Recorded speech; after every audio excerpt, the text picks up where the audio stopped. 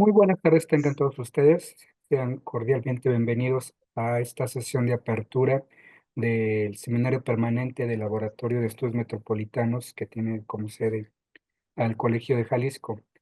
A nombre precisamente del Colegio de Jalisco, de la Universidad de la Ciénega del Estado de Michoacán de Ocampo y del Centro Universitario de la Ciénega de la Universidad de Guadalajara, les damos de nueva cuenta la más cordial de las bienvenidas.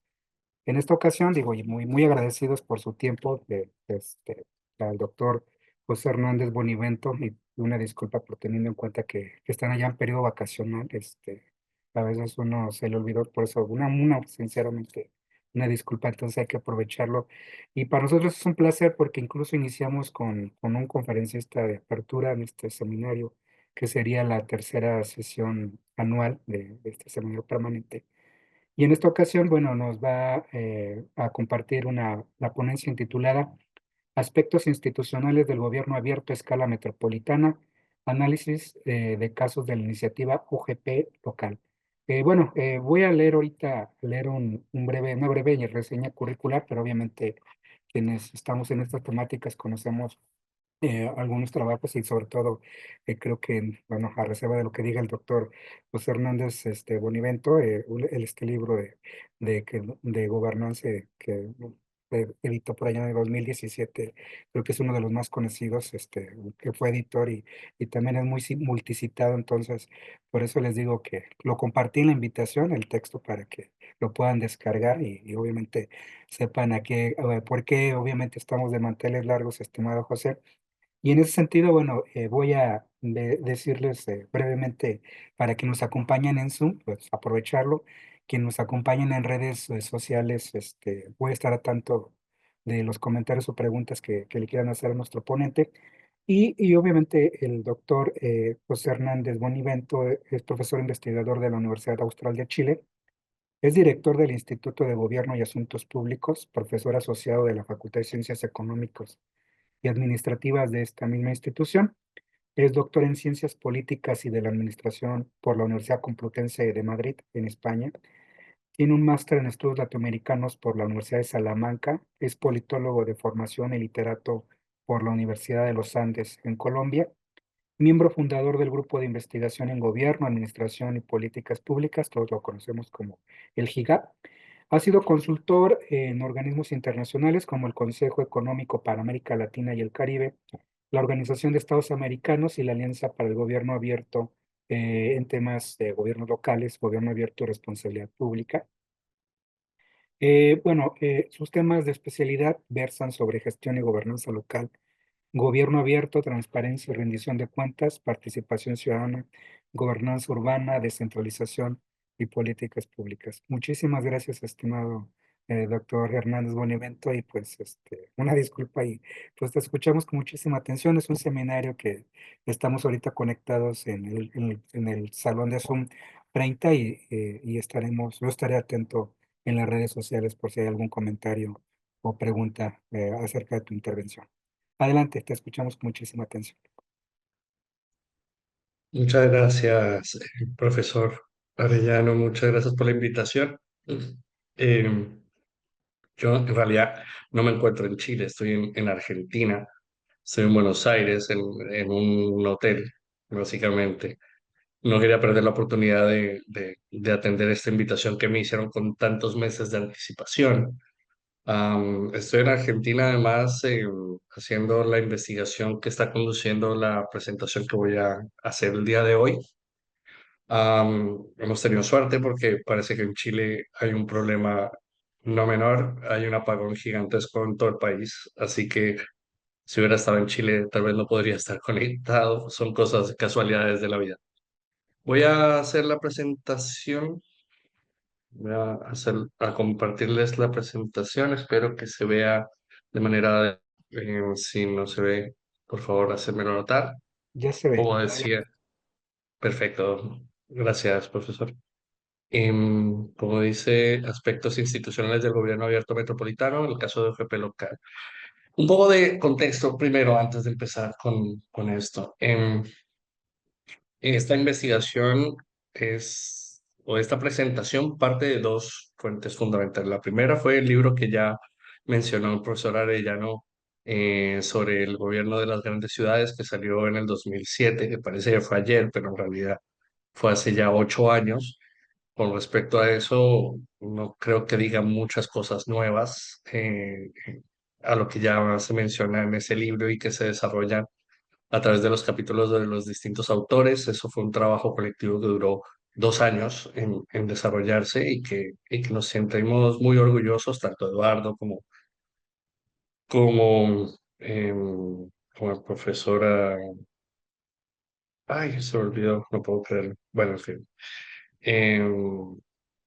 Se me olvidó el nombre. Bueno, como los otros autores, nos sentimos muy orgullosos de ese trabajo que hasta el día de hoy todavía nos sigue generando invitaciones. Y la segunda fuente de información es un proyecto Fondesit, bueno, allá en Chile. Tenemos un sistema de apoyo a la investigación del gobierno chileno, ¿no? De la Agencia Nacional de Investigación y Desarrollo, que financian distintos proyectos de investigación, y el proyecto que me fue adjudicado hace 2 años es sobre institucionalidad, instituciones formales e informales para el desarrollo del gobierno abierto municipal, gobierno abierto local, perdón, y trabajo el tema de OGP local específicamente. Entonces, un poco la conjunción de ambos fuentes es la que me trae con esta presentación, que espero sea de vuestro interés y agrado. A ver, quiero hacer una pequeña presentación de lo que vamos a hablar. Entiendo que tengo 40 minutos, por favor, si me estoy pasando el tiempo, avisarme. Primero, un poco recuento, ciudades, áreas metropolitanas, conurbados, un poco para entender de qué estamos hablando, ¿no? Hay distintas institucionalidades, hay distintas formas políticas, administrativas em, de las ciudades en América Latina en general.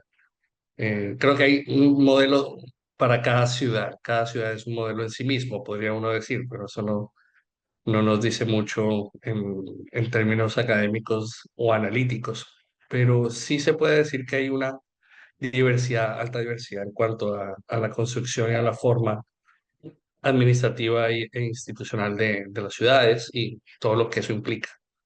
Después me quiero ya adentrar en el tema de gobierno abierto, que es el punto de especialidad y lo que me trae aquí.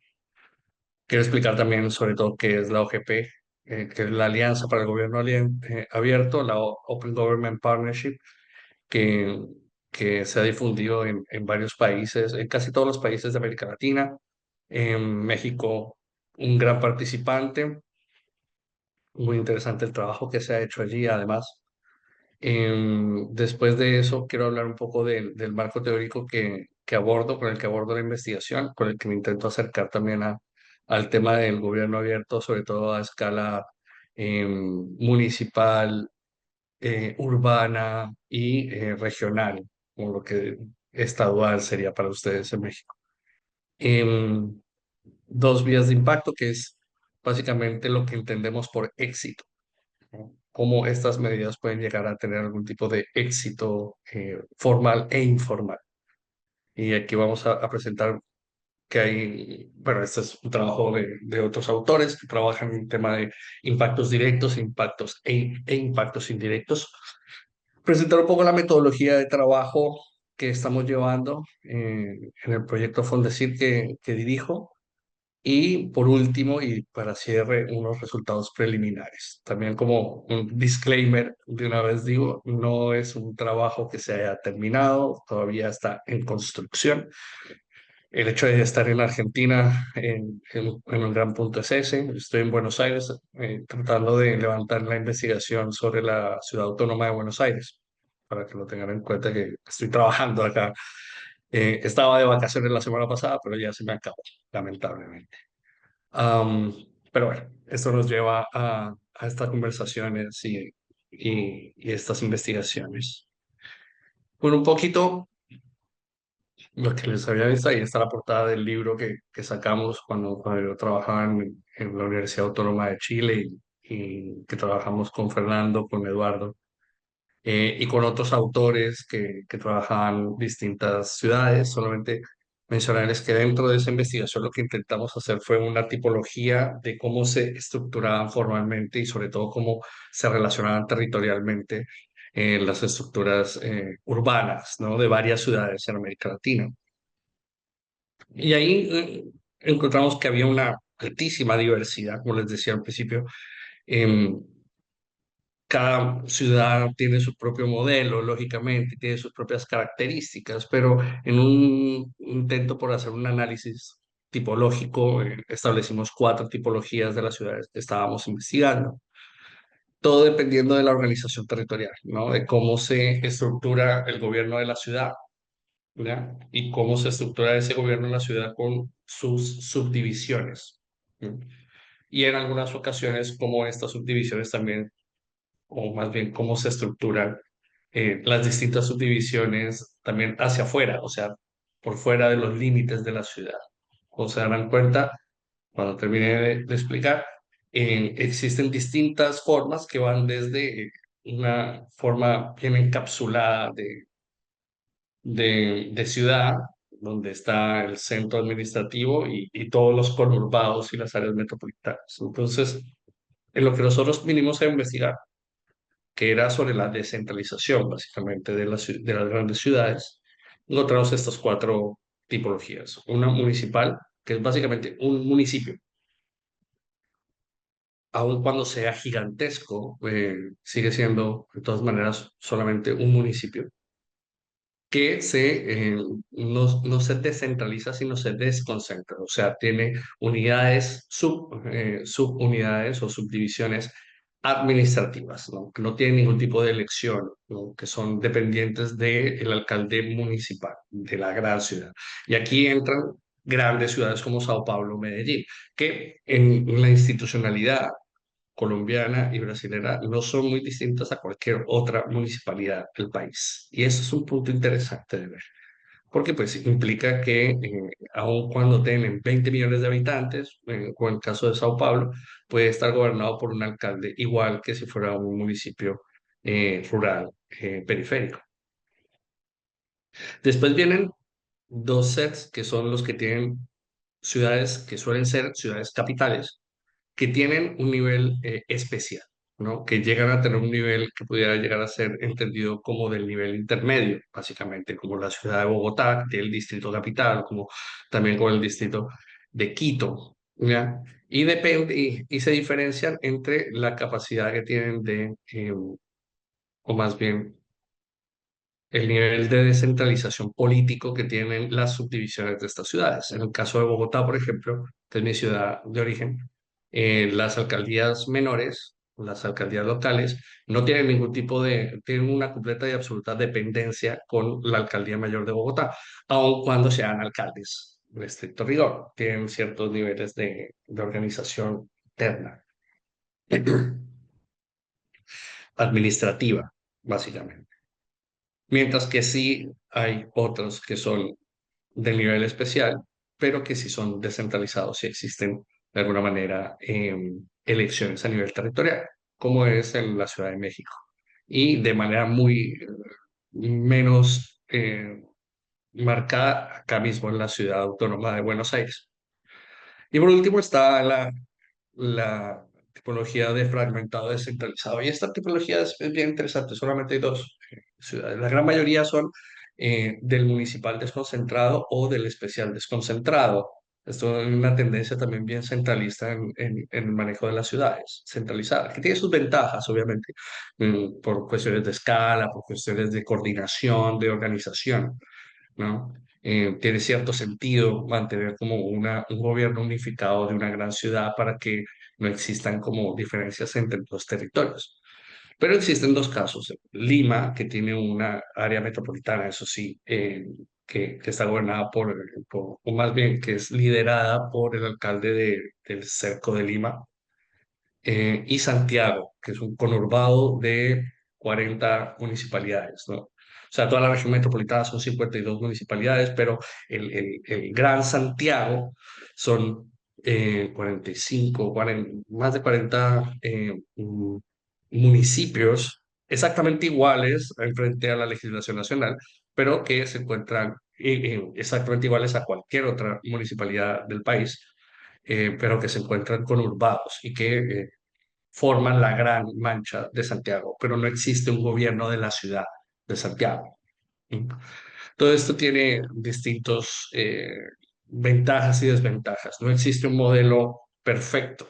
Cada uno tiene sus ventajas y cada uno tiene sus desventajas. Como les decía, un nivel centralizado siempre mantiene pues una misma institucionalidad para todos los territorios, lo que mantiene además la capacidad de hacer políticas a escala metropolitana, ¿no? Sin necesidad de entrar en temas de coordinación, cosa que no pasa en los casos, por ejemplo, más fragmentados como Lima y Santiago.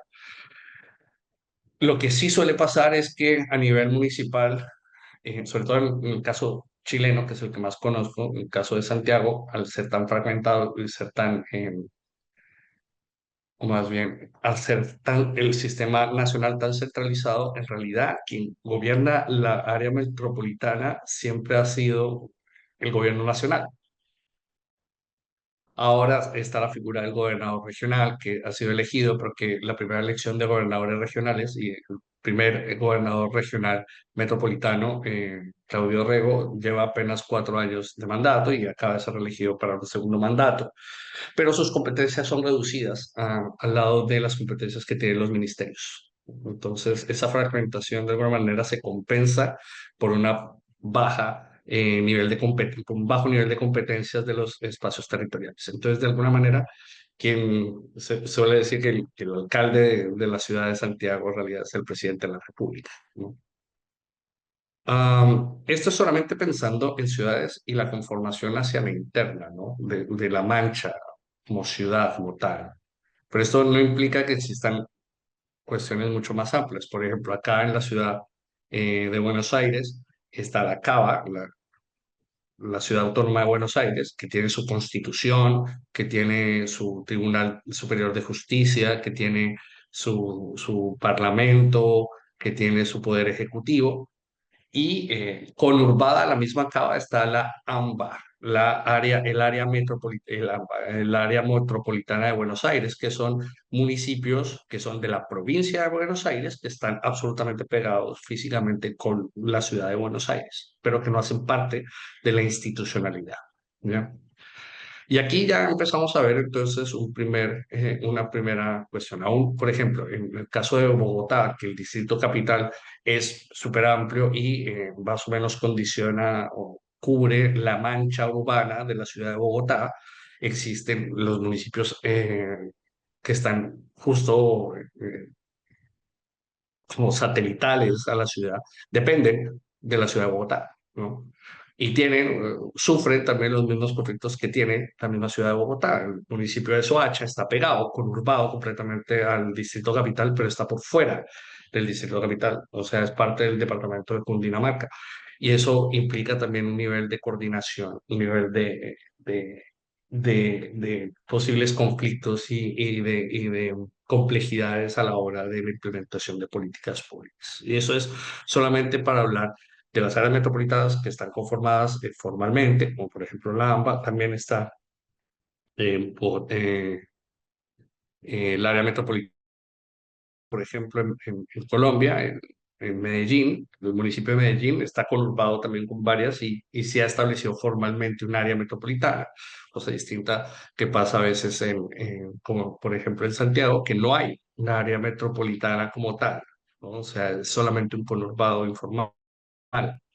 Em, Eso presenta varias cosas, como por ejemplo que las ciclovías terminen en una calle ciega porque al otro lado empieza otra comuna, solo por poner un ejemplo.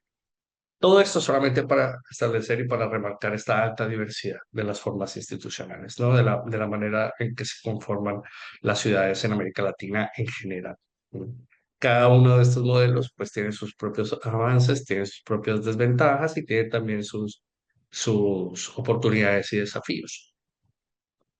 Ahora, cuando estamos hablando de gobierno, de gobernanza, en los últimos años, sobre todo desde el 2011, con el surgimiento de la Alianza para el Gobierno Abierto, se ha empezado a hablar mucho de esta lógica de unos gobiernos cada vez más abiertos, más transparentes, más participativos, con mayor rendición de cuentas, que es especialmente importante para los gobiernos locales, en gran parte porque, bueno, por un lado, toda la teoría de la gestión de proximidad parte también de esta idea de unos gobiernos locales empoderados que puedan contactarse de manera más directa con la ciudadanía, ¿no? Es casi un, casi una frase de perogrullo decir que el gobierno local es la puerta de entrada al Estado, que los gobiernos municipales, locales son los que mayor contacto tienen con la ciudadanía. Esto no deja de ser cierto, ni siquiera en grandes ciudades como puede ser, yo que sé, Guadalajara, o como puede ser esta misma Buenos Aires o Santiago o Medellín o Cali o otras ciudades. De más de 1 y 2 millones de habitantes.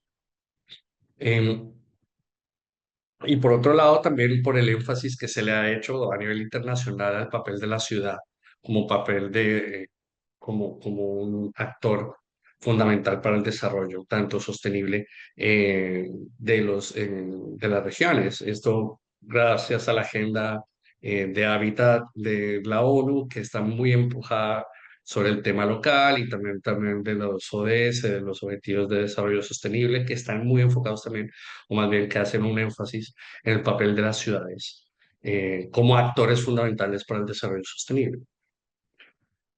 Y entre esas cuestiones que hablan por todas partes de la cercanía, de la transparencia, está este concepto del gobierno abierto, que lo entendemos como un mecanismo modernizador, ¿no? Una forma en la que se busca mejorar, transformar las administraciones públicas para que sean más transparentes, más participativas, con mayor rendición de cuentas. Esto alcanzando dos niveles de legitimidad, de alguna forma, de las organizaciones estatales. Por un lado, la legitimidad democrática, en el sentido de que haya mayor fiscalización, mayor participación, mayor rendición de cuentas. Ya de por sí estos son valores democráticos per se, ¿no? Normativos, por decirlo de alguna manera, pero también por las potencialidades para la mejora de la gestión. Entonces habría una legitimidad también por resultados, ¿no? Se entiende que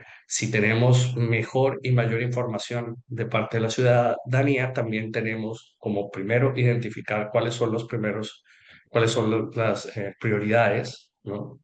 Esto nos hace más eficaces y también podemos usar mecanismos participativos y de colaboración para alcanzar metas que son complejas y eso nos hace más eficientes. Entonces, partiendo de esa doble lógica, de una lógica de legitimidad académica, digo académica, democrática, con una legitimidad de resultados, es de donde más ha surgido la idea del gobierno abierto, ¿no? Y no han sido pocos los países y los gobiernos que se han sumado a esta iniciativa. Esta iniciativa surge en el 2011 bajo el gobierno de Obama en Estados Unidos, que implementa su memorando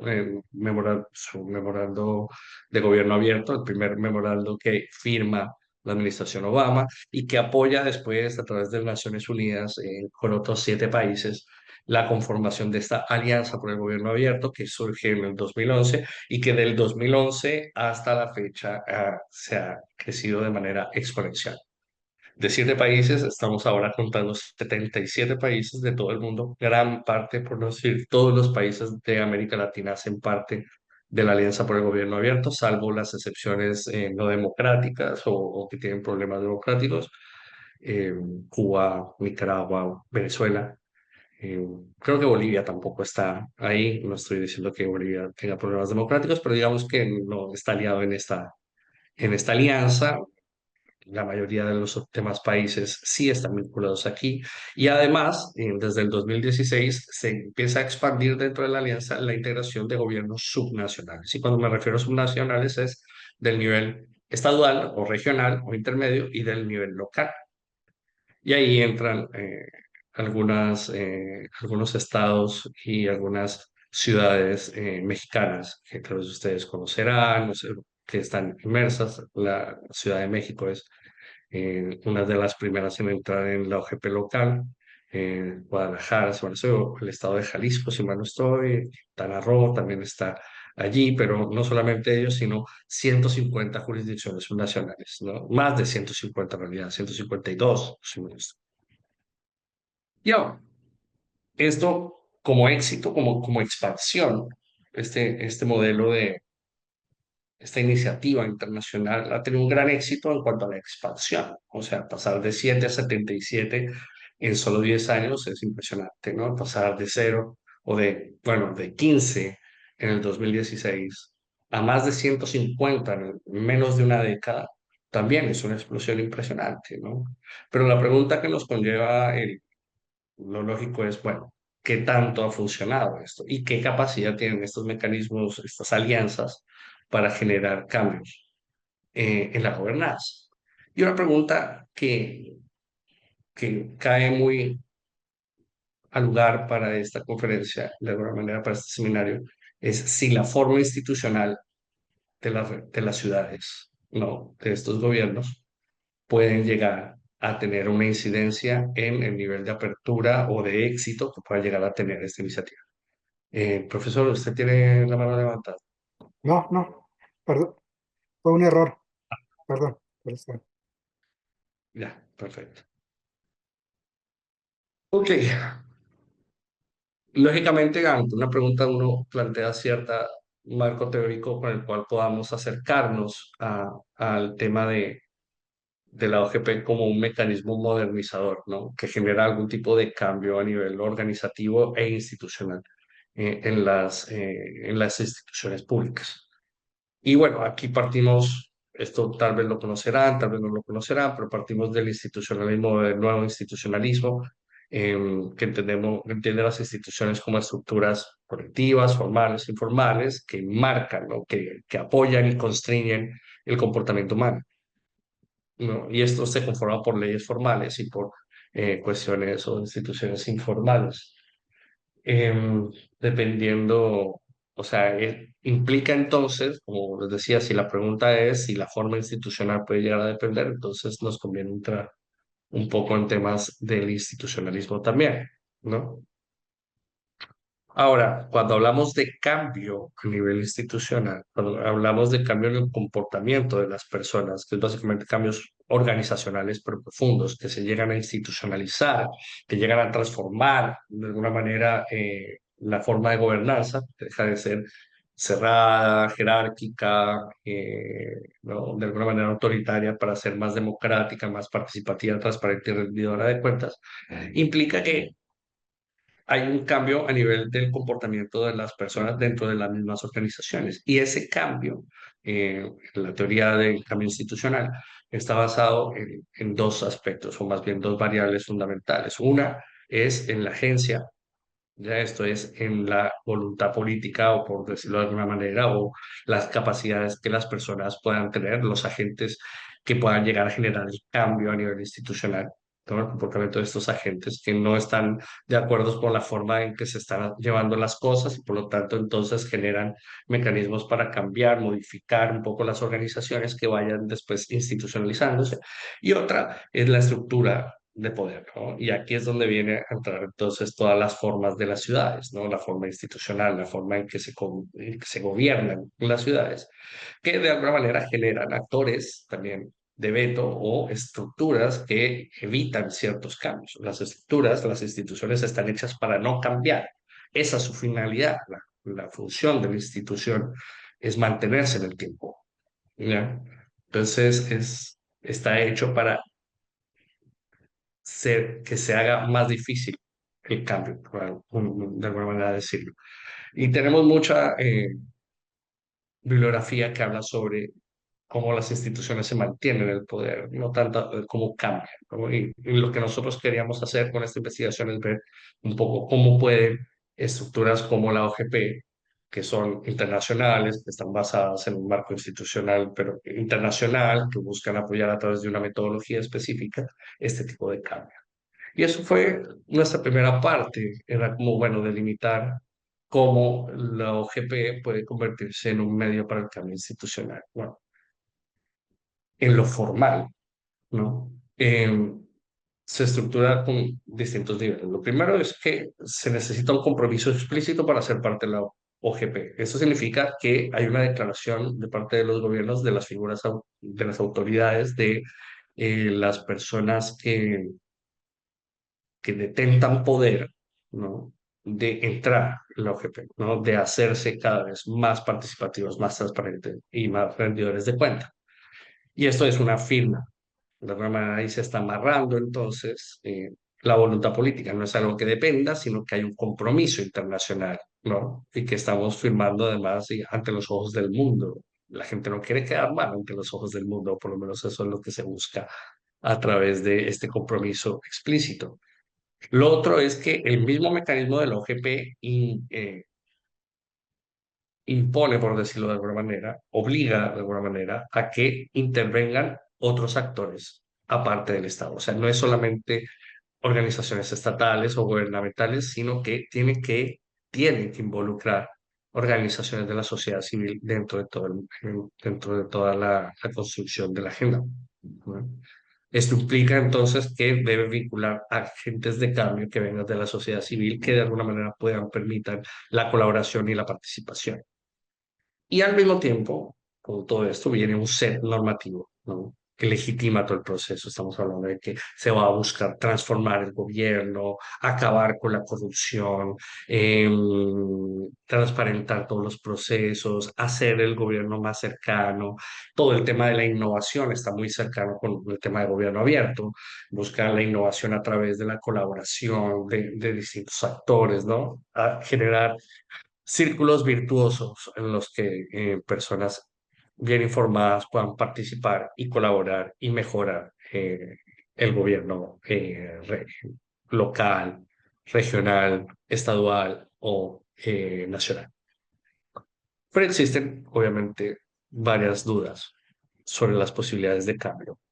Primero, es una organización voluntaria. Las personas que quieran entrar pueden entrar en el sentido de que cumplan ciertos requerimientos y firmen la declaración, pero no existe mayor capacidad de sanción ante cierto incumplimiento. Puede que la gente entre para, de alguna manera, hacer un open washing, que se le puede llamar, ¿no? Un lavado de apertura, decir que somos parte de la OGP, entonces ya somos abiertos, pero no necesariamente generar cambios sustanciales. Y a eso es a lo que se refieren algunos autores con que puede convertirse en una pantalla de humo, en un open washing, ¿no? Con las cosas que son supremamente superficiales, pero que no generan cambios en el nivel de la gobernanza. Y también, bueno, esto es una agenda que estuvo muy impulsada por Estados Unidos, ¿no? Que, bueno, por Occidente en realidad, porque también varios países de Europa, y puede llegar a ser considerado también como un libreto, como un libreto neoliberal, en el sentido de que se estructura exactamente igual en todas partes, un monocultivo institucional, por decirlo de alguna forma, que no necesariamente está vinculada a cambios fundamentales, sino más bien a generar como la idea de que se está cambiando. Y bueno, dentro ya han sido varios años desde el inicio de la OGP en el 2011, ya van, el próximo año ya serían 15 años del surgimiento, y aún así existen varios cambios, o sea, varios casos en donde se han visto transformaciones bastante interesantes, buenas prácticas, pero muchos de los países que hacen parte de la OGP a veces han tenido hasta deterioros en su calidad de la democracia. Sin ir más lejos, el caso de Estados Unidos, uno de los fundadores y los mayores impulsores, ahora por el cambio político, no sabemos a dónde va a terminar este tipo de iniciativas, probablemente no muy avanzados, por lo menos a nivel de este país.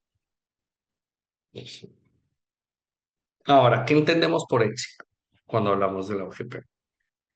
En el trabajo que hacen Pitrovsky, Berliner, Ingrams, que son tres investigadores de distintas partes, en realidad, uno es de Estados Unidos, uno es holandés y el otro es inglés, se acercan a la OGP y dicen que hay dos vías de impacto, la normal, la formal, ¿no? La creación de planes de acción, de compromisos que sean ambiciosos y que se lleguen a cumplir, que es la forma como trabaja la OGP.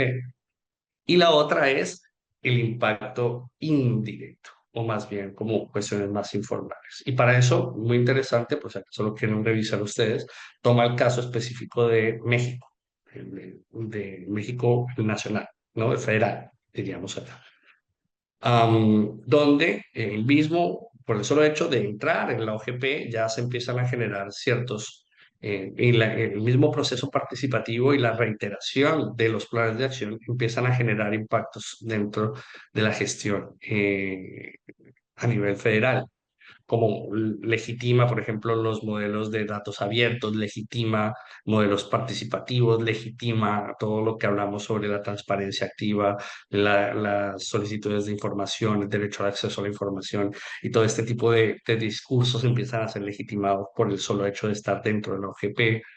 También abre la puerta a mayores recursos, tanto en cuanto a recursos económicos como a recursos de lazos y de capacidad de influencia e incidencia de las organizaciones de la sociedad civil, y también la construcción de redes y coaliciones, coaliciones políticas, coaliciones organizativas y construcción de redes, tanto internas como externas, ¿no? Contactos de buenas prácticas entre distintos miembros, por ejemplo, o eh, ciertos consensos políticos a distintos niveles de los partidos políticos, por ejemplo, distintos partidos políticos que llegan a un consenso, aun cuando sean de izquierda, de derecha, del centro, pero que de alguna manera se vuelve algo transversal, entonces, este tipo de ideas, ¿no?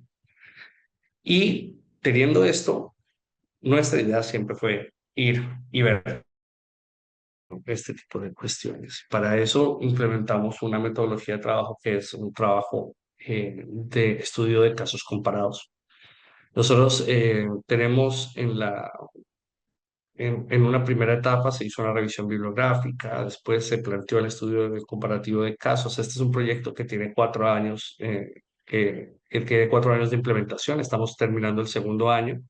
Por eso estamos terminando la segunda etapa y estamos terminando, justamente ahora estamos terminando el último terreno de esta etapa. Hemos visto los casos de Euskadi, un País Vasco, el caso de Madrid en España, el caso, esto es a nivel regional, no autonómico, el caso de Euskadi, el caso de Madrid, España, ciudad, Buenos Aires, ciudad capital, Bogotá, ciudad capital, y Nariño, el departamento de Nariño en Colombia, que tienen distinto nivel de cumplimiento, distintos niveles estructurales de institucionales, de alguna manera, y distintos niveles de gobierno, que nos permite de alguna manera como diferenciar cuál es lo común y cuál es lo diverso.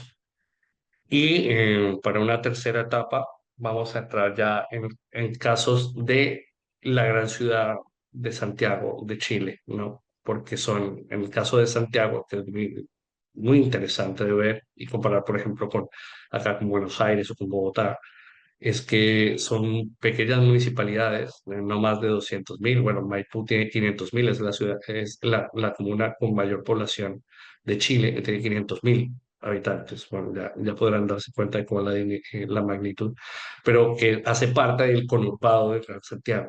Pero este pedazo de la ciudad y este otro pedazo de la ciudad hacen parte de la OGP, mientras que el resto no, ¿no?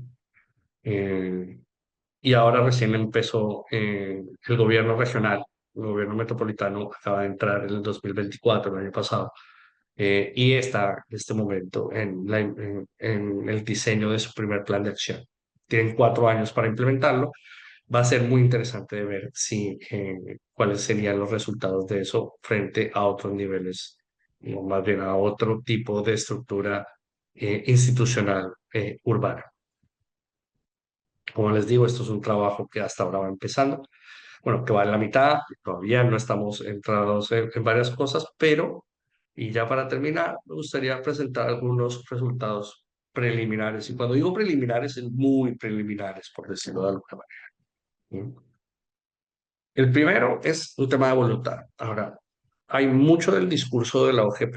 Si ustedes conocen el caso o si revisan, lo pueden ver en videos dentro de YouTube, pueden ver en la página web todo el discurso OGP.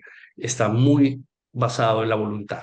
¿no? La voluntad política. Están siempre diciendo la necesidad de tener campeones, champions, los campeones del gobierno abierto, ¿no? Que son líderes políticos, funcionarios administrativos de alto nivel que toman las banderas del gobierno abierto y la buscan implementar. Y siempre mencionan que si existe la voluntad, se pueden acercar. Y esto, de cierta manera, puede llegar a ser cierto. O sea, muchos de los buenos casos que se ven, que se exponen muchas veces, hay premios, hay bancos de buenas prácticas de todas partes del mundo. Estamos hablando de pequeños municipios en el África o en el sudeste asiático, frente a grandes ciudades o territorios gigantes o casi países como pueden ser Escocia, Quebec, no Quebec, no, Escocia, Ontario, que es un estado del Canadá, o Cataluña, ¿no? O el mismo Sky, ¿no? Que son, se entienden casi como naciones en sí mismas. Y todas tienen de alguna manera este tema de la voluntad, ¿no? De cómo la voluntad política puede llegar a generar cambios. Si tienen la voluntad del administrador, de la autoridad mayor, se pueden llegar a hacer cambios sustanciales dentro de, dentro de la administración. Y esto se ve también con los casos con más complejos. Por ejemplo, en el caso de Madrid, inicia con una fuerte presencia porque venía de un gobierno de izquierda, el gobierno de Más Madrid, de Carmena, establece hartas medidas de participación directa por la ciudadanía, cambia el gobierno y todo ese plan de acción se para, se cierra y se vuelve a arrancar un proceso completamente nuevo. Entonces, lo que depende de la voluntad también puede ser muy bueno si tienes a una persona que tiene la voluntad de hacerlo, pero muy malo si la persona cambia, ¿ya? Cuando depende algo de la discrecionalidad de los actores, ese es el gran desafío al fin y al cabo. Si cambia el actor, cambia entonces toda la situación.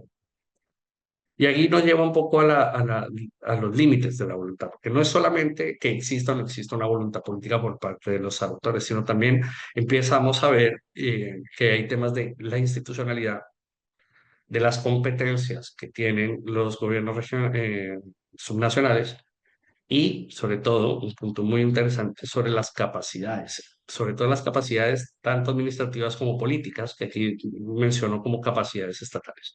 La capacidad administrativa significa las posibilidades que tienen de implementar modelos de este tipo, ¿no? Un caso bien interesante es el caso de Nariño, que es un gobierno regional, ¿no? Sí, departamental intermedio, donde venía con un grupo de personas muy motivadas para hacer muchos cambios y que implementaron temas de gobierno abierto mucho antes de que se hiciera siquiera en la OGP, pero que cambia el gobierno y se derrumba básicamente, porque no existía una mayor capacidad tampoco, una alianza política o una construcción de redes que permitiera su sostenibilidad. Ese es tal vez uno de los puntos más interesantes. O en el caso mencionado ya de Madrid, frente a, por ejemplo, el caso de Euskadi, de País Vasco, que es súper interesante, sobre todo en términos porque es un gobierno autonómico, pero es un territorio que tiene menos de 2 millones de habitantes y que podría parecerse casi a las grandes ciudades latinoamericanas, ¿no? Donde todas las capitales provinciales del País Vasco están a una hora de distancia la una de la otra, ¿no? Y tienen una coordinación entre distintos niveles de gobierno bien interesante. Está liderado por el gobierno vasco, pero dentro de OGP están las tres provincias vascas y las tres capitales vascas, además de la Asociación de Municipalidades Vascas, ¿no? Entonces son distintos niveles que se coordinan para establecer una agenda común, que es súper interesante y es uno de los grandes problemas, por ejemplo, de ciudades que puedan ser o de áreas urbanas, conurbadas, como puede ser Santiago, podría ser Lima, o áreas metropolitanas más grandes, como puede ser el AMBA, el área metropolitana de Ciudad de Buenos Aires, o el área metropolitana de Guadalajara, demás actores. Entonces es un caso interesante de revisar, porque en ese caso, esta coordinación multinivel se ha dado gracias a una serie de circunstancias bien específicas. Primero, una fortaleza institucional, una fortaleza administrativa, tienen un personal, una burocracia fuerte, coordinada, que además tiene la gran ventaja de que está toda gobernada por coaliciones similares, ¿no? El Partido Nacionalista Vasco, que es el partido más bien hegemónico de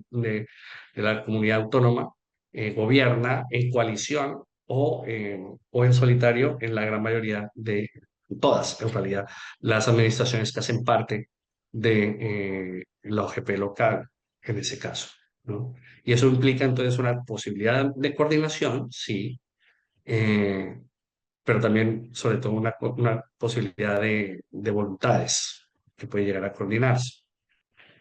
Ahora, la coordinación multinivel no es solamente multinivel. Por ejemplo, en el caso de Buenos Aires, que estaba investigando recién, la ciudad de Buenos Aires tiene tres poderes, como cualquier estado. Tiene una constitución, tiene poder judicial, poder ejecutivo y poder legislativo. Y son los tres poderes los que están vinculados en la OGP. ¿Ya? No son políticamente, bueno, políticamente se ha mantenido el mismo gobierno, o más bien el mismo color político desde el 2016 que entraron hasta la fecha, y en el gobierno, en la Cámara Legislativa local también se ha mantenido cierta mayoría respecto al gobierno, al ejecutivo, pero el Tribunal de Justicia, los tribunales son otra cosa y aún así han logrado mantener una coordinación en estas mesas de Estado abierto. Otro punto interesante que hemos visto es las relaciones con sociedad civil. Aquí mucho depende de la existencia o no existencia de sociedad civil, ¿ya? O sea, la fortaleza que pueden llegar a tener. En ciudades grandes lo que hemos visto es que hay unos pocos asociaciones que están muy vinculadas a los temas de gobierno abierto a nivel nacional, que por tener sede en la capital nacional, entonces desarrollan todo el proceso o apoyan el proceso a nivel de la ciudad, ¿no? Esto en el caso de Bogotá, esto en el caso de Madrid, repite en los tres casos. Y eso es un potencial porque es un grupo que es especializado y que está trabajando en estos temas y que puede ser un apoyo muy sustancial a los gobiernos, pero que genera un vacío en cuanto a la representación, puesto que es común que todos los entrevistados mencionen que son siempre los mismos, ¿verdad? Siempre las mismas organizaciones. Entonces, por un lado, facilita las cosas, por el otro lado, hay un problema de representación. Y por último, y ya con esto cierro, y me disculpo por pasarme de la hora, que estoy seguro que sí estoy pasado de la hora, am, nos damos cuenta que hay un gran potencial de cambio a nivel indirecto, esto es en la legitimidad del modelo, esto es en la construcción de redes, en la construcción de, de coaliciones y en mayores capacidades para las organizaciones sociales. Pero ese mayor potencial tiene menor reconocimiento en términos generales. O sea, es menos visible, es más visible, por ejemplo, una buena práctica que sea redundante a nivel internacional que la consolidación de redes informales, porque son difíciles de medir.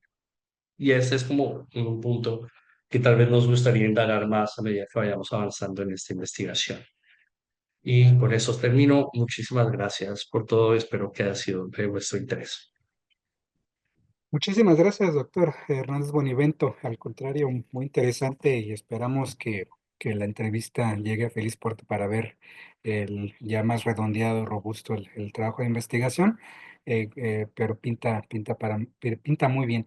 Voy a permitirme preguntarles a los asistentes, estamos cuarenta y tantos en el grupo de Zoom, si tienen alguna pregunta, un comentario, hacerlo pueden hacerlo de viva voz levantando la mano, pero ya tenemos una pregunta por escrito de José Abraham García Madrigal. Bueno, ahorita Natalia levantaron la mano, pero me voy a permitir, vámonos por tres rondas, ¿no? Primero voy a leer la pregunta de José Abraham García y ya vi que levantaron la mano Natalia Rivas y Pedro Daniel Guzmán. Entonces, permítanme primero leer la pregunta comentario de José Abraham García Madrigal. Dice así, y cito, es muy interesante el tema de voluntad, ya que implica la subjetividad explícita de quien gobierna. Esto me hace preguntarme si justamente el modelo del OEGP está basado en el culto a la personalidad ya de los dirigentes que citaste, como el propio Obama, basaron gran parte de sus administraciones en su personalidad. Mi pregunta es, ¿no debemos criticar los OGP como un impulso de gobiernos populistas donde el líder es el centro en lugar de la sociedad civil y sus necesidades?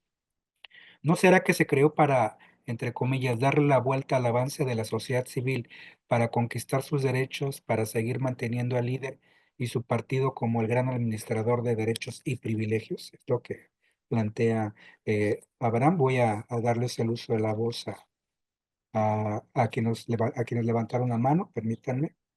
A ver, estoy un poquito, si me ayudan también. eh, a ver, permítanme. ¿Quién había levantado la mano? A veces. A ver, si Aira, ¿me pudieras ayudar a que, está, ya, a ascender a panelista? Natalia, en primer lugar Natalia y luego Pedro Daniel. Cuanto el sistema lo permita, ya Natalia tienes ahora sí permitido hablar, sí, Pedro también. Primero Natalia y luego Pedro, para que esta primera ronda, a lo mejor el doctor en un comentario global general, articule una respuesta, ¿no? Adelante, Natalia. Muchas gracias, doctor Alberto, y también muchas gracias al doctor José por su ponencia.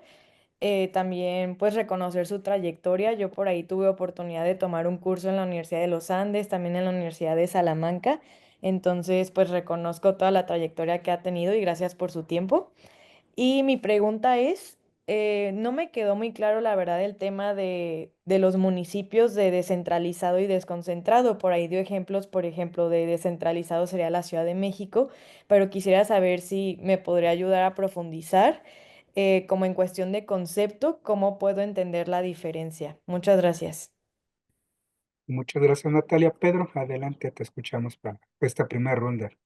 Mm, Sí, muchas gracias. Sí, sí, ¿me escuchan? Sí, Ay, bueno, muchas gracias. Bueno, también me sumo a la felicitación de el doctor José.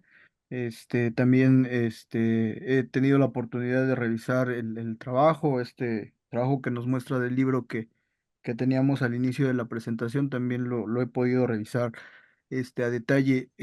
Bueno, mi duda va más en relación sobre el modelo conceptual que se utiliza del gobierno abierto, enfocado obviamente al tema de la gobernanza. Me gustaría conocer su opinión sobre los aspectos que tienen que ver con la corresponsabilidad de los que participan en estos procesos de gobierno abierto. Bueno, yo soy del Estado de México, acá en México, y realmente lo que hemos observado es que la participación a veces de gobierno abierto no cumple con ciertos criterios técnicos. O sea, las personas que participan, o las organizaciones de la sociedad civil que participan no tienen una estructura lo suficientemente de intervención para poder realizar estos procesos de corresponsabilidad. Digamos, me refiero a que si se hace un proyecto, a lo mejor de la implementación de algún servicio que se dio sobre esta lógica del gobierno abierto, ¿qué pasa cuando ese servicio quizás no funciona de la manera más adecuada? Se dan algunos actos a lo mejor hasta de corrupción o de mal uso de los recursos. ¿Qué pasa con pues con eso de la corresponsabilidad, del establecer sanciones o posibles implicaciones, que pudieran tener en la participación del gobierno abierto? La coordinación es un esfuerzo importante, sobre todo cuando nosotros tenemos ciudades metropolitanas, esta coordinación voluntaria de la que hablaba, pero lo que nosotros hemos revisado acá en las ciudades mexicanas es que también, pues hay algún tema ahí, relacionado con este aspecto de la corresponsabilidad. Entonces me gustaría ver sobre esta modalidad o esta forma de conocer los procesos de coordinación, cómo funcionaría ese aspecto o si hay algún caso que pudiéramos reflexionar al respecto. Muchas gracias. Muchas gracias, Pedro. Adelante, estimado doctor. Bueno, muchas gracias por las preguntas, que de paso me permiten profundizar un poco en algunos temas. Respondo tal vez la más técnica, que es la pregunta de Natalia, en cuanto a la diferencia entre descentralizado y desconcentrado. Esto viene de textos como de los 70 que hablaban de las distintas formas de transferencia de competencias y capacidades a los gobiernos nacionales por parte del gobierno nacional. Cuando se habla de desconcentrado, se trata de que es más una desconcentración administrativa o más bien una descentralización administrativa en el sentido de que se toman las decisiones a nivel central, pero se implementan a nivel territorial. ¿Qué es lo que pasa en Chile, por ejemplo? O lo que pasa en las alcaldías locales de Bogotá. Ya la decisión la toma el alcalde mayor y no hay una... Y los alcaldes locales lo que hacen es que ejecutan esa decisión. No tienen capacidad de toma de decisiones. En la descentralización sí hay capacidad de toma de decisiones a nivel territorial, ¿ya? Se traspasa entonces la capacidad de tomar decisiones del gobierno central o del gobierno nacional o federal o estadual hacia lo municipal, ¿ya? Del nivel superior, se traspasa la capacidad de toma de decisiones al nivel inferior, ¿ya? Y ahí se habla de descentralización, y esa es la diferencia, ¿no? En uno se hace lo que le mandan, por decirlo de alguna manera, y en el otro se toma decisión sobre lo que hay que hacer, ¿ya? Entonces esa es la diferencia como esencial. Después ya está la delegación, que ya es, básicamente se entrega toda la competencia a nivel eh, territorial, ¿no? No hay una división. Lo descentralizado suele ser combinado, ¿no? Tú tienes la capacidad de tomar decisiones a nivel de tu territorio, pero siempre y cuando esté dentro del marco, el marco general establecido para el nivel federal o para el nivel nacional. Eso, por ese lado. Gracias, ya, Natalia, perfecto. Eh, en el caso de Pedro, miren, uno de los temas acá, que lo voy a enlazar después con la respuesta que le voy a hacer a José Abraham. Uno de los temas acá es que tal vez uno de los problemas que tiene, bueno, uno de los desafíos más bien que tiene el tema de OGP y del gobierno abierto es que depende mucho de la fortaleza de la sociedad civil. Y no me refiero únicamente a fortaleza, digamos, económica, ¿ya? Por ejemplo, en ciudades más pequeñas, la sociedad civil puede estar movilizada, puede estar organizada, pero tal vez no tiene la capacidad de plata, literalmente, ¿no? De recursos para dedicarse de lleno a los temas de gobierno abierto. Y a veces no tienen competencia, o sea, no tienen capacidades tampoco en cuanto a conocimiento al respecto. Son muy pocas las que pueden llegar a tener ese tipo de capacidades técnicas, administrativas, de conocimiento también. Sobre todo cuando, vamos a ser sinceros, este tipo de temas son bien especializados, son más bien de nicho, por decirlo de alguna manera, ¿ya?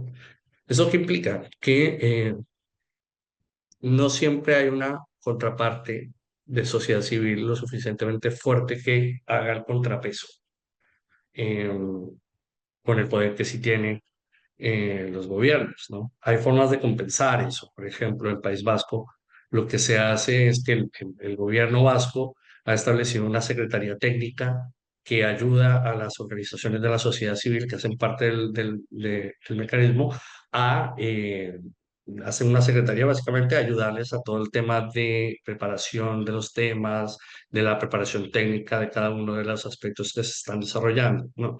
Además que existe un financiamiento basal para organizaciones de la sociedad civil, ya por parte del gobierno vasco, ya. Ahí hay es súper, por decirlo, como único, en el sentido de que en el caso del País Vasco tiene una autonomía fiscal bastante alta, lo que le permite entonces invertir dineros fiscales en apoyar redes de sociedad civil, ¿no? Y fortalecerlos. Y en ese fortalecimiento entonces se basa también esta interacción que pueden llegar a tener. Esto no pasa, lamentablemente no pasa en muchas partes de América Latina, ¿no? Y entre menos urbano o central, entre más periférico y rural, pues eso se reduce también. No solo porque no hay una sociedad civil fuerte que haga contrapeso al gobierno, y a veces hasta los mismos gobiernos territoriales tampoco tienen ni las capacidades ni las competencias para llevar a cabo este tipo de cosas, ¿no? Entonces, de alguna manera, sí existe una debilidad, sí existe un desafío, y esto se ve en todas partes, ¿no? Por eso también uno de los puntos que yo comentaba era este surgimiento de pequeños organizaciones, que lo que un colega hablaba de los sospechosos de siempre, ¿no? De cómo siempre surgen las mismas personas que están movilizadas, que pueden llegar a generar esa contraprestación y que son los mismos de siempre, de alguna manera, ¿no? Y que eso también plantea toda una duda sobre la representatividad de las organizaciones de la sociedad civil, ¿no? Todo eso está, y todo esto es un desafío, y todo esto hay que tenerlo en cuenta. ¿Cómo se compensa? Eso va a depender de las competencias, de las capacidades que pueda llegar a tener cada gobierno, ¿no? Y cada organización.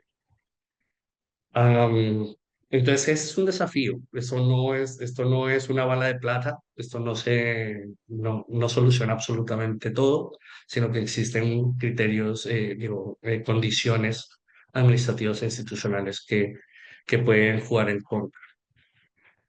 Y esto también me lleva un poco al tema de José Abraham sobre los populismos, el culto a la personalidad. Sí, hay un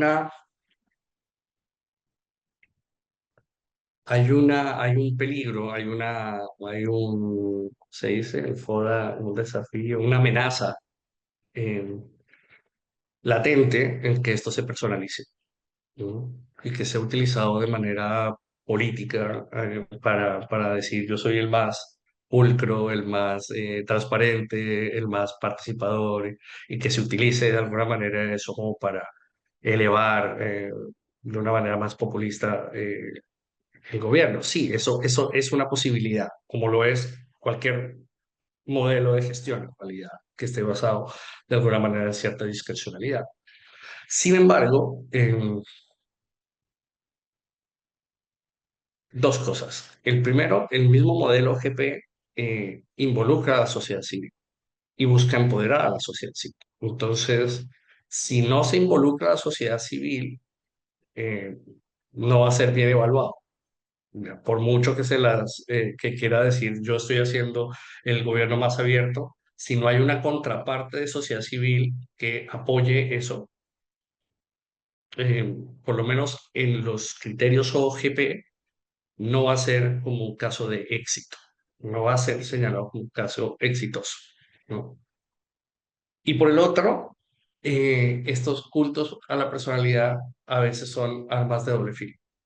Y es que la persona que más dice que está haciendo cosas y que está desarrollando cosas, si al final esto no se traduce en algo cierto, en algo evidente, se cae en su propio peso, por decirlo de alguna forma. Hay un caso, el caso de Nariño, por ejemplo, está muy atado a la personalidad del gobernador, todo el proceso de gobierno abierto.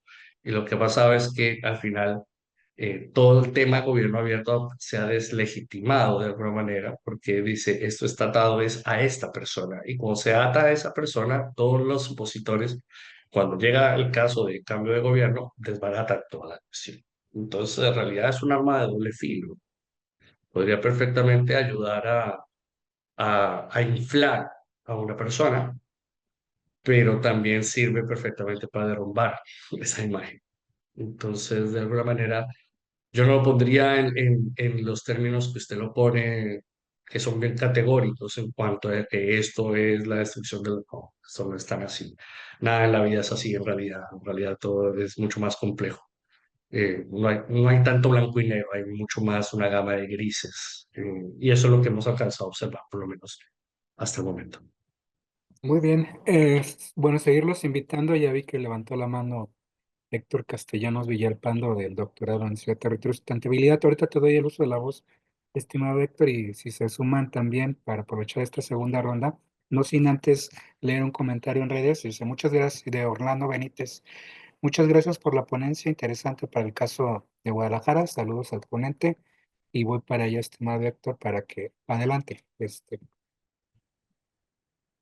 Sí, muchas gracias, doctor Alejandro.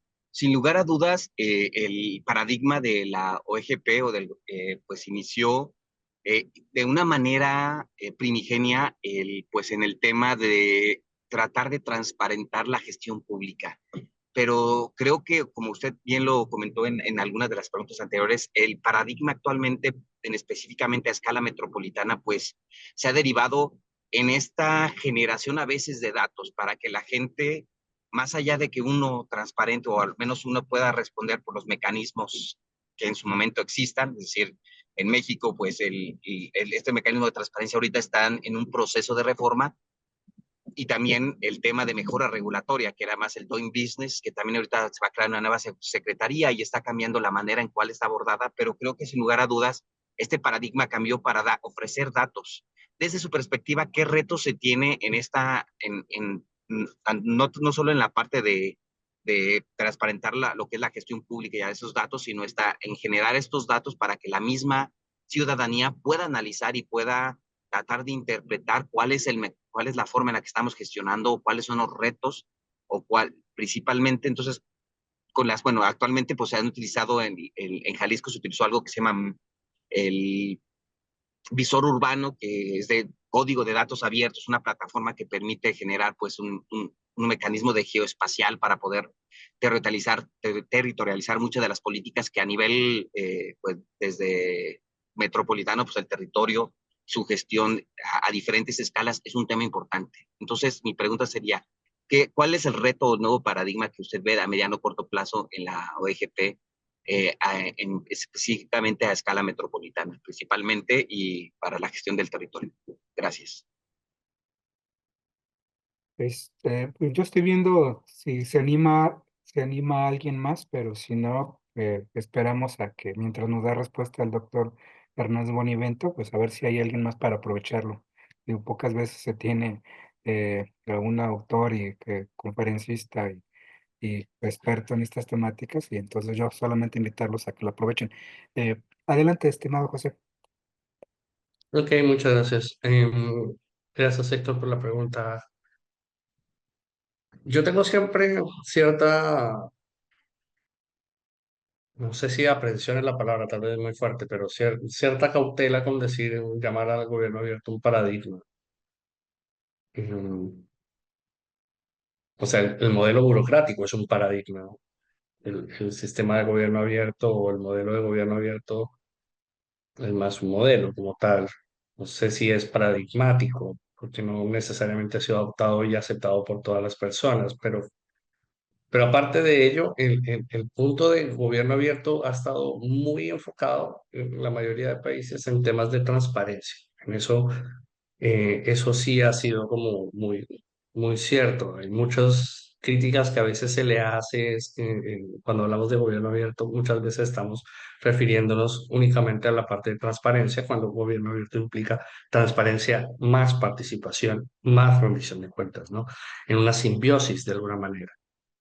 Y ese es uno de los grandes desafíos que ya de entrada pues, tenemos, ¿no? No solamente el de entender gobierno abierto, no solo como entregar información, sino también como recibir información, ¿no? Como un ciclo constante en el que entregas y recibes información a través de la participación y eso permite una toma de decisiones más adecuada con los intereses y las demandas ciudadanas.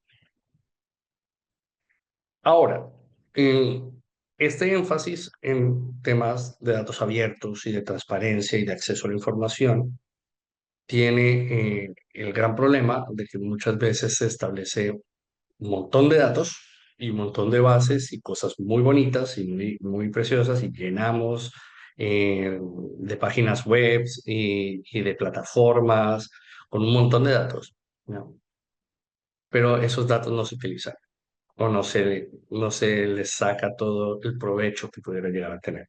Por distintas razones. Puede ser o porque son datos que están abiertos en formatos no reutilizables, o porque son datos que no son relevantes necesariamente, o porque no están en una información o en una manera de entregar el dato que sea interesante, ¿no? O que sea accesible para la gente del común, porque cuando hablamos de participación, o sea, muchas veces de datos abiertos, muchas veces se necesita tener, pues, eh, una licenciatura en auditoría pública para entender los datos que se están presentando, ¿no? O sea, todo el tema del lenguaje claro, por ejemplo, y de entrega de información de la manera más asequible posible para toda la ciudadanía, es todo un problema, es todo un tema, ¿no?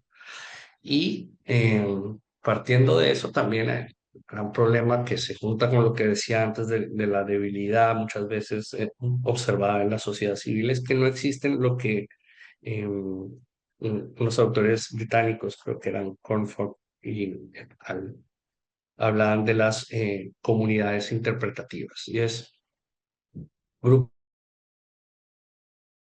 de agarren esa información, la interpreten, la transformen, la mejoren, generen nueva información a través de ella y la entreguen de vuelta. ¿Ya?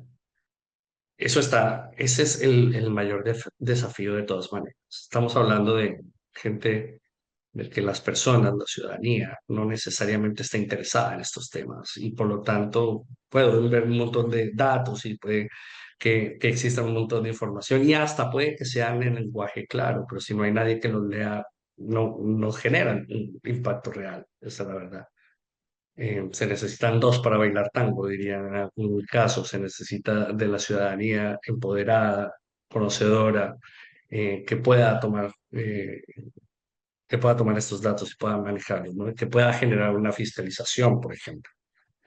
Esto que llama eh, uno de los principios también de la transparencia es generar una mayor fiscalización por parte de académicos, por parte de periodistas, por parte de la prensa, por parte hasta de partidos opositores que tomen esta información y que descubran cosas que fallan, que descubran y que desincentiven entonces las malas prácticas administrativas, corrupción, patrimonialismo, personalismos, todo ello, ¿no?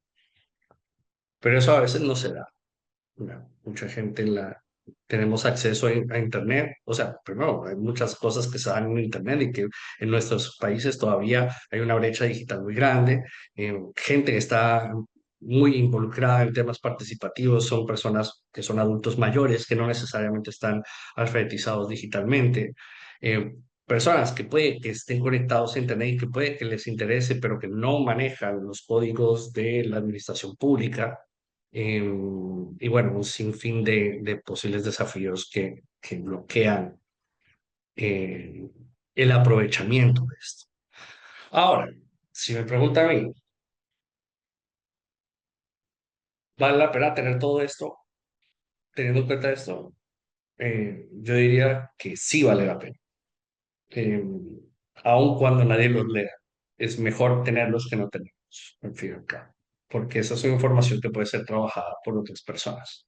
Lo que nosotros hacemos desde la academia es utilizar esta información también, ¿no? O sea, agarremos información, revisamos cuáles son las solicitudes de información o tomamos también en cuenta cuáles son las demandas ciudadanas que se dan a través de mecanismos de participación y partiendo de ello podemos plantear visiones de política pública, ¿no? Y además, si no es la ciudadanía, las mismas agencias del Estado pueden beneficiarse de esto. Una de las cosas que hemos visto, por ejemplo, en algunos casos, gente de la misma administración dice, ahora que hay datos abiertos, pues ahora me entero de qué es lo que está pasando. Se evitan duplicidades, se detectan vacíos también en las acciones. Entonces, hay cosas que son importantes de tenerlas aún, eh, a pesar más bien de los desafíos que implica. Bien, te estoy revisando redes sociales y no hay comentarios, preguntas. Por última ocasión, preguntarles a los asistentes al seminario y también para no abusar de tu de tu tiempo, sabiendo que ya es muy tarde allá en Argentina, entonces solamente leer el documento, digo, el comentario de Natalia Rivas, obviamente cuando le diste respuesta dice, de acuerdo, muy claro, se lo agradezco mucho y gracias por la respuesta, ¿no? Eh, este, pues algo que quieras resaltar, estimado José Hernández, para que haya quedado en el tintero, digo, yo espero con, con ansia cuando ya esté terminada la investigación para obviamente consultarla, pero suena muy bien, pero la verdad, todo pinta muy bien la estrategia y la investigación en general y pues obviamente es ver los resultados, ¿no? Finales. Entonces, te escuchamos con muchísima atención. No, nada, solo agradecer. Como les digo, hay muchas cosas que en las que pudiera hablar, pero de las cuales todavía no tengo como solidez, robustez, como para decirlo de manera categórica. Decirles, como lo mencioné al final, que aun cuando existen varios desafíos, igual se observan grandes cambios y situaciones exitosas en distintos contextos. Aún en los casos fallidos de UGP, se alcanzan a observar una legitimación de modelos participativos, una legitimación de mecanismos de transparencia, que esto normativamente, democráticamente, o sea, desde la normativa de la democracia es algo bueno. Entonces, hay avances aún con todos los problemas, no hay que desechar la flor solo por espinas desechar la flor, decía un poeta argentino de alguna manera. Entonces, no necesariamente porque hayan desafíos significa que no se esté avanzando hacia un punto al que querramos y que mucho requiere también de nuestra propia participación. No es algo que se dé automático, sino que es algo que hay que involucrar a la ciudadanía en ello. Así que nada, agradecer mucho la invitación. Acá ya es bastante tarde, yo tengo que retirarme luego. Agradecer las preguntas también y la atención de los asistentes. Espero que haya sido de vuestro interés y agrado.